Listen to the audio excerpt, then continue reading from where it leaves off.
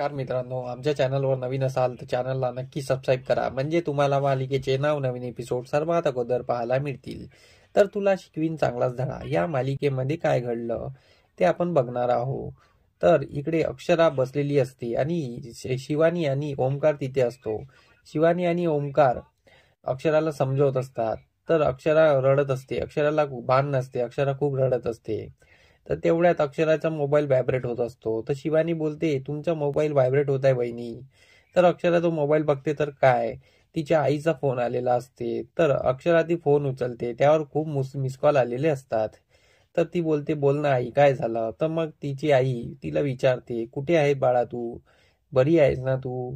तर अक्षरा रडत असते. अक्षरा बोलते, आई मी तुला येऊन सांगते, मी घरीच येत आहे. तर अक्षराची आई बोलते, काय काय झालं तू, ये घरी, ये घरी येऊन बोल. तर अक्षरा बोलते, हो मी येतेच आहे ना. अक्षरा फोन ठेवून देते.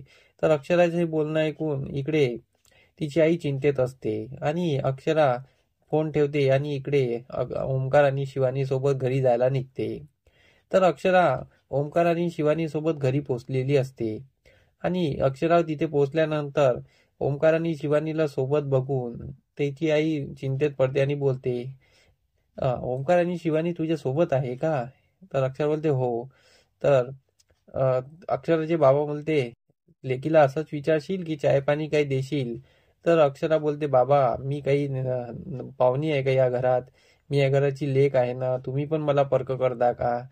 तर तिची आई बोलते की नाही बाळा, ही रीत असते आणि एक वेळा लग्न झालं की मुलगी आपल्या घरच्यासाठी पाहुणीच असते, असं तिचे आई वडील तिच्यासोबत बोलत असतात. पण अक्षराला रडू येतं.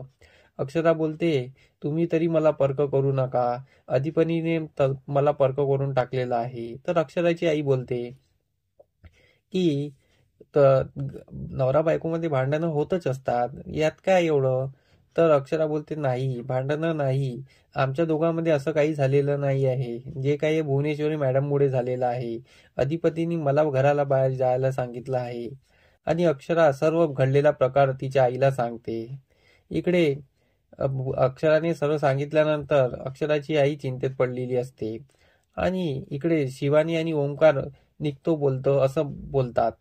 तर अक्षराचे बाबा बोलतात की यांच्यासाठी चाय मांडून दे. तर शिवानी बोलते, नाही आता सध्या नको, आता नाही, नंतर कधी पिऊ. तर शिवानी निघत असते. तर अक्षरा बोलते, नीट जा. तर शिवानी बोलते, ठीक आहे, काळजी घ्या तुम्ही. तर शिवानी आणि ओंकार निघालेले असतात.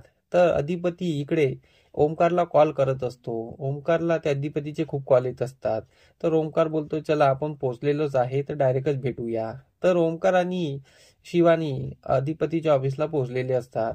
ते अधिपतीजवळ पोहोचल्यानंतर अधिपती त्यांना विचारणा करत असतो की मास्तरीनबाई काय म्हणतो, त्या नीटनाट पोहोचल्या की नाही. तर शिवानी बोलते, तुम्हाला इतकी कशाला फिकर आहे त्यांची, त्या पोचल्या असेल किंवा नसेल पोचल्या, तुम्हाला काय फरक पडतो आहे. तर अधिपती बोलतो, नाही पण त्या नीट पोचल्या ना हे विचारत आहे. तर शिवानी वेड वाकडं बोलत असते त्याच्यासोबत. तर ओमकार बी बोलते, बाबा तू खूप चुकीचा वागलेला आहेस आणि असं वागलं तुला तुला पटलेलं का, तुला स्वतःला तरी वाटते का तू खरं वागला आहे, तू बरोबर वागला आहे का.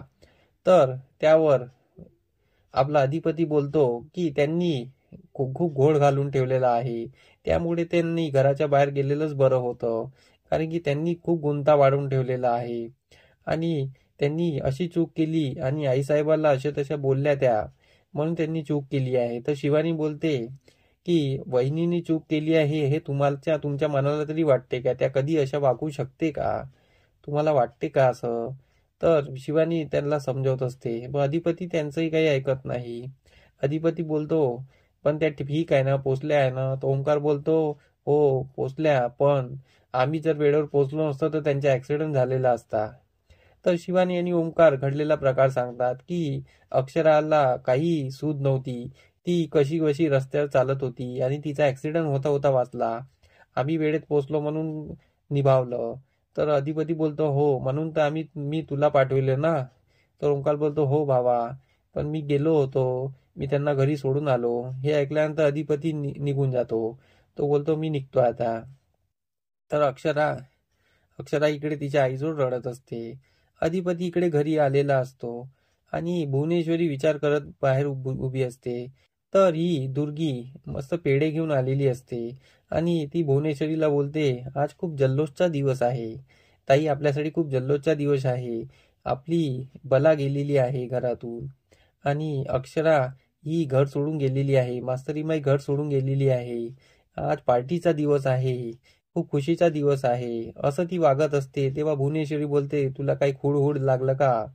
असं जोरात ओरडू नको आणि असा पचका करू नको. तुला सांगितलं ना असं वागायचं नाही म्हणून. तर भुवनेश्वरी तिला बोलत असते.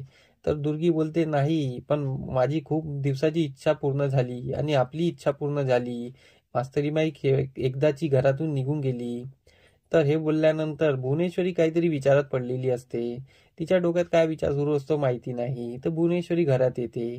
इकडे दुर्गी आणि चंची मजे करत असतात आणि अधिपती घरी आलेला असतो. अधिपती येऊन शतपावली करत असतो. तर भुवनेश्वरी त्याला बोलते की काय बिना जेवणाच्या शतपावल्या करता का? तब्येत वगैरे बिघडून जाईल. तर अधिपती बोलतो, नाही मी करतो नंतर जेवण, मला थोडासा निवांत घ्यायचं आहे. तर भुवनेश्वरी बोलते, एवढी चिंता कशाला करता? तर तर तुम्ही काही खाल्लं वगैरे का? बाहेर काही झालं का? तर अधिपती बोलतो, बाहेर काय होणार आहे, घरातच एवढं झालेलं आहे रामायण. तर भुवनेश्वरी बोलते, मी जेवणाबद्दल बोलत आहे, तुम्ही बाहेर काही खाल्लं का? अधिपती बोलतो, नाही.